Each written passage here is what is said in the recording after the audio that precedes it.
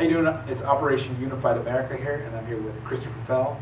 He is a writing instructor for the City College San Diego, and we have him here. And we're talking about ISIS, more along the lines of the main media's impact on certain topics and its influences on the American people, and more generalizations. So I'm just going to ask him a few questions. First question is, do you think the American people are receiving the whole truth, the unbiased truth, when topics such as ISIS are covered or reported on? Yeah, I really think we do, but we're getting bits and pieces from a variety of different news organizations. You say the whole truth, it's hard to understand the whole truth about anything. And the word truth itself is such an abstraction, it's hard to say what that means. But yeah, I think we do, but it's, again, I don't think a viewer can really rely on one source for a variety of reasons. And it's best to collect information from as many sources as possible, as many different sources as possible. Okay. All right. Well, what can we do to look past and analyze, in an effective way, the information that we receive, and realistically seek the unbiased truth? Okay, that's difficult as well. Of course. A lot of difficult questions. A lot of difficult questions. But this is what I teach in my courses as well. I mean, this involves critical thinking. You know, taking a look at the information, and then making decisions. How accurate, how viable is this information? And now, how is this information then presented to me?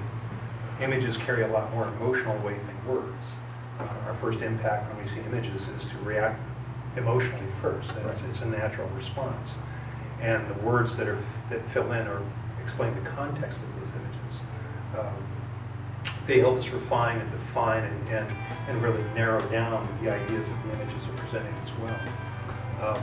And that's one step, simply the interpretation of the images and the information that we receive through these medias. As far as critical thinking goes, it's a matter of studying, formal argument more than anything else. I mean, and this goes to education, which is one reason I'm, in this profession, I really enjoy this kind of work. Looking at trying to analyze and explain what people are trying to communicate through words in my particular part of the profession. But it also involves media today. I try to introduce my students to different techniques that they can analyze the images as well as the words, because the combination of those two things really creates a powerful, dense form of communication. Right. And it's a very persuasive form of communication. And in order to separate the emotional qualities, in order to separate the bias from the information, requires some close reading, some close viewing. What am I looking at? What am I reading? And are these ideas clearly expressed? When you're looking at images, for example, whenever I see images in the news right now about the conflict between ISIS and the rest of the Middle East, you see a lot of artillery going off. You see soldiers with weapons firing artillery. They're all in uniforms, or they're not in uniforms. You never really know whose side who is on. And yet we see images of incredible violence and death. But we absolutely have no idea who's doing what to whom or why they're doing it. The news broadcaster will fill in with some basic information. But again, how much information can you provide in a short newscast? How much information can you provide in 1,500 words in a news column? So it's important, as viewers, it's important responsibility to do our own investigative work, to really, if we want to receive, basically, in my words, the whole truth, right? Because Right. we're only receiving bits and pieces of information. Right. It's important to really do our own investigation, look at all these different mediums, all these different channels, Yeah. and really look past what's going on. Yeah. And of course, that's a pretty complicated thing to do, and most people at the end of the day aren't ready to sit down for a couple of hours and analyze what it is they've seen about one particular news story. Right. The only practical way to approach it, I think, for anybody is to to go through a range of sources and evaluate those sources and pick out the ones that you trust, the ones that you think report best, the ones that you think provide accurate information and consistently accurate information. And then supplement that with a variety of other sources at the same time. Okay. Then you have to pick your issues. What's most important to the individual at that particular time? I'm not sure how many Americans really understand what's going on in the Middle East. I certainly don't. I've got an awful lot of questions, and I'm pretty well read. I follow contemporary events pretty closely, but I couldn't possibly say what's going on there. It's just too complicated. Right. So how does it influence us? It influences in a lot of ways, and I think it's important for the viewer or the reader to step back from their initial response, from their initial reaction to the story or events, and start asking some serious questions. And the hardest question is why? Why is this happening?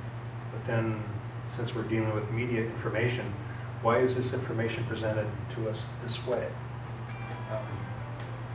What kind of information is it? Is it accurate information? Is it filler information?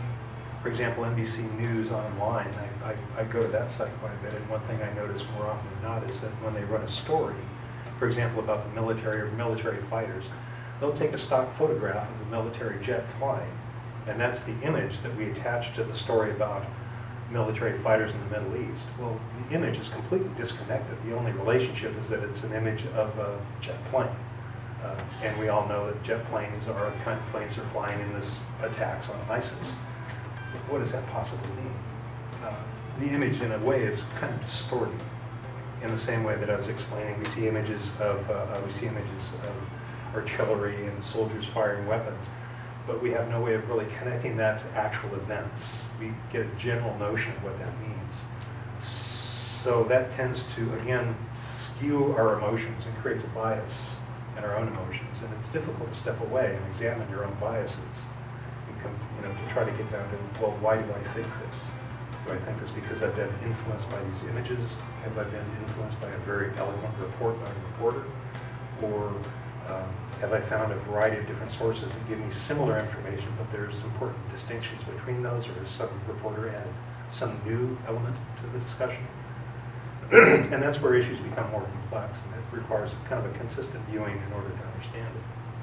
This has been Operation Unified America. I'm here with Christopher Fell, and we had a wonderful interview. So if you like the channel, please subscribe. If you have any questions, just go ahead and leave them in the comment box below. Operation Unified America. Have a good night.